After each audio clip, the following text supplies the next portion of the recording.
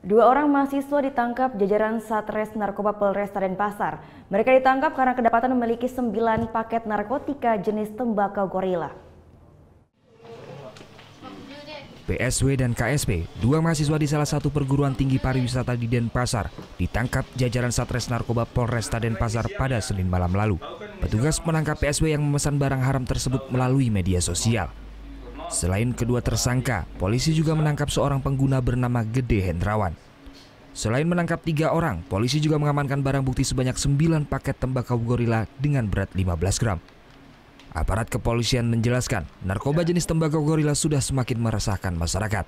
Berdasarkan hasil penyidikan kami sepanjang sampai dengan saat ini, peredaran gelap narkotika jenis gorila ini kami simpulkan agak meningkat. Jadi di samping juga menyentuh ke masyarakat umum, juga ke mahasiswa dan pelajar. Ketiga tersangka terjerat Undang-Undang Peredaran Narkoba dengan ancaman hukuman maksimal 4 tahun penjara. Surya Sanjaya melaporkan untuk NET. Thank you. Udah selesai nonton beritanya? Jangan pergi dulu dong. Subscribe dulu dan nonton tayangan lainnya di sini. Subscribe, nonton lagi. Subscribe, nonton lagi. Kak.